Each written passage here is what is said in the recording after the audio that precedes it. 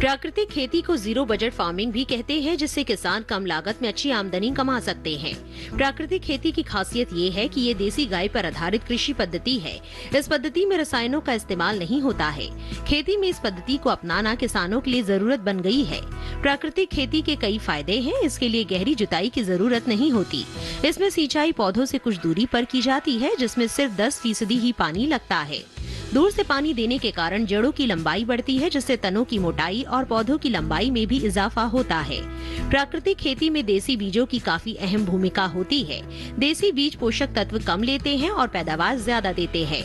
आज बात करते हैं ऐसे ही एक सफल किसान शैलेंद्र सिंह की, जो गांव उपलाना हरियाणा के रहने वाले हैं, जिन्होंने प्राकृतिक खेती से होने वाले इन्हीं फायदों को जानकर इसे पूरी तरह से अपना लिया है। शैलेंद्र सिंह वर्ष 2013 से प्राकृतिक खेती कर रहे हैं। इन्होंने अपने खेत में मुख्य फसल के रूप में धान, गेहूं, चना, सरसों और अलसी लगा रखी है, जिसे वे पूरी तरह से प्राकृतिक तरीके से उपजा रहे हैं और प्राप्त उपज को बाजार में बेच मुनाफा भी कमा रहे हैं। 2013 से जैविक खेती जो कि प्राकृतिक है, पूर्णतः प्राकृतिक खेती कर रहा हूँ और इसमें हम धान, मुख्यतः फसल धान और गेहूं और चना, सरसों, ये सभी अलसी, ये सभी फसलें ले रहे हैं और ये हम खुद अपने आप ग्रेडिंग करके, पैक करके और इसको मार्केटिंग कर रहे हैं, जिससे कि हमें बहुत अच्छा मुनाफा हो रहा है। आज के समय में शुद्ध चीजें जैसे लुप्त सी होती जा रही है। खान पान में शुद्धता की कमी होने का सीधा असर मानव स्वास्थ्य पर पड़ रहा है। ऐसे में हमारे देश के किसान और पशुपालक की जिम्मेदारी हो जाती है कि कैसे वे शुद्ध चीजों की उपलब्धता करा सके। यही कारण है कि शैलेंद्र सिंह ने अपने फार्म पर देसी किस्मों की गाय पालन भी करते हैं, जैसे साहिवाल, हरियाणा नस्ल। इन पशुओं को दिए जाने वाला चारा भी वे अपने खेत में ही उगाते हैं, जिसे खाकर पशु स्वस्थ रहते हैं और इन्हीं देसी गायों से शुद्ध दूध भी आसानी से प्राप्त हो जाता है।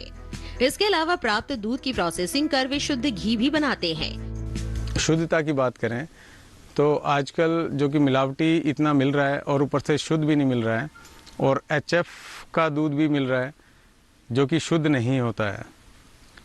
अब A2 की बात करें तो A2 मिल्क तुम्हें साहिवाल में या हरियाणा नस्ल अपनी देसी गायों में मिलेगा, जो कि हमने रखा हुआ है।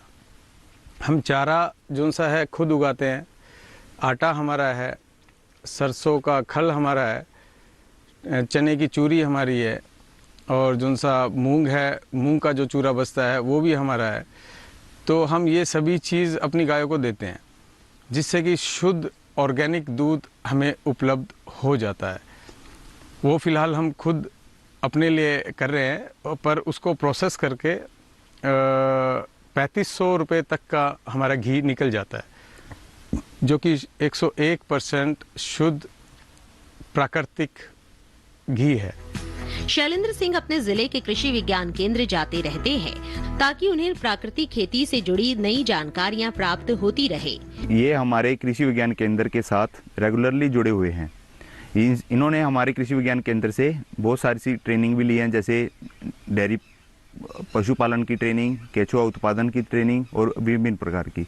और हम इनको तकनीकी उत्पाद देते रहते हैं समय समय पर। जैसे अब की बार हमने इनके यहाँ पर जो हमारी पहली पंक्ति प्रदर्शनी होती है चने में वो और सरसों में, वो हमने यहाँ पे उपलब्ध कराई है।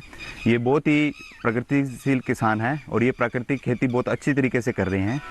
शैलेंद्र सिंह का मानना है कि रासायनिक खेती में खर्च ज्यादा आता है, जबकि प्राकृतिक खेती में बाजार से खरीद कर कुछ भी नहीं डालना पड़ता, जिससे किसान को अधिक फायदा होता है। शैलेंद्र सिंह के पास एक दुकान भी है। खेत से प्राप्त उपज की प्रोसेसिंग कर वे उत्पादों को किसानों और बाजार में उपलब्ध कराते हैं।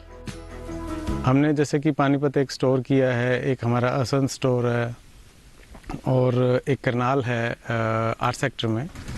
तो हम सभी किसानों को आमंत्रित करते हैं जो कि प्राकृतिक या जैविक किसान हैं कि वहाँ पे आएँ, अपना माल लाएं और वहाँ पे बिना किसी कॉस्ट को पे करे वहाँ पे अपना माल बेचें, जिससे कि उनको मुनाफा हो। अगर वो सभी किसान किसी भी दुकानदार के पास जाते हैं या किसी कोई बल्क बायर है उसके पास जाते हैं तो उनको एक्स्ट्रा कुछ देना पड़ता है। वो कम से कम 40% वो मांग खड़े होते हैं। अब 40% मांग जब वो खड़े हो जाते हैं तो उनको रेट बढ़ाना पड़ता है। रेट बढ़ाना पड़ता है तो उनका माल नहीं बिकता है। तो एक बहुत मुख्य समस्या है, जिसको देखते हुए हमने फ्री ऑफ कॉस्ट सभी किसानों को आमंत्रित कर दिया है।